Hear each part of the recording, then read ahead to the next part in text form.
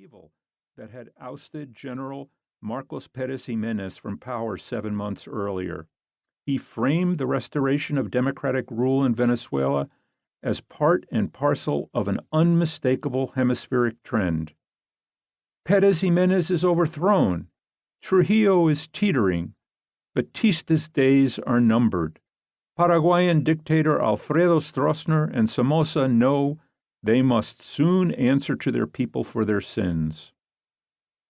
He also had strong words for Venezuela's military, lecturing them to defend their country, not to try to govern it.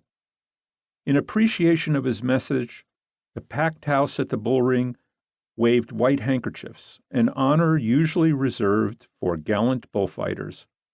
Porter was deeply moved by the tribute. The reception he received in Caracas and elsewhere during his visits to other Latin American capitals indicates that on the eve of the Cuban Revolution, a transnational battle against the region's dictatorships was foremost in the minds of many.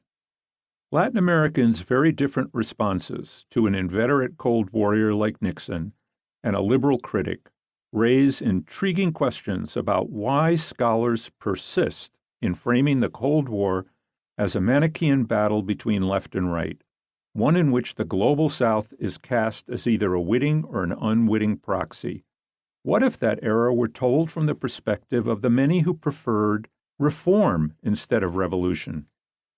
Just as Latin America became a flashpoint of the Cold War as a result of the Cuban Revolution, reformers, unhappy with what they viewed as Washington's and Moscow's simplistic us versus them mindset, forged a different path, rejecting right-wing militarism and leftist totalitarianism. Politicians like José Pepe Figueres of Costa Rica, Rómulo Betancourt of Venezuela, Alberto Lleras Camargo of Colombia, Victor Paz Estensorro of Bolivia, Juan Bosch of Dominican Republic, Ramón Villeda Morales of Honduras, and Eduardo Frei of Chile came to power in the 1950s and 1960s, articulating policies that would have resonated with New Dealers.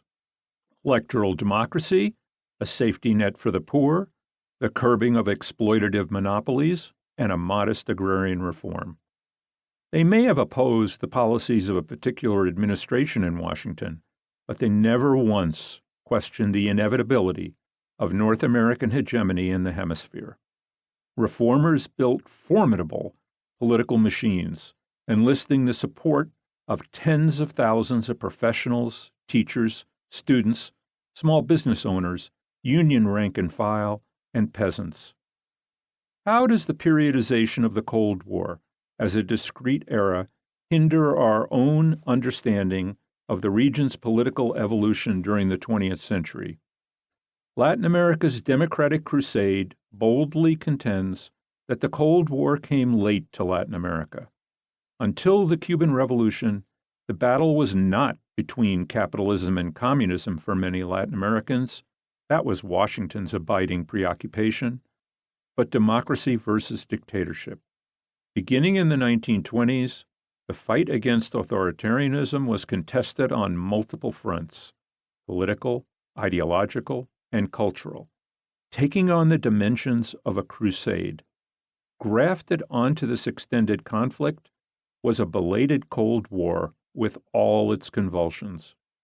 Indeed, the political aftershocks of the struggle between reformers and dictators are still felt today, long after the Cold War ended.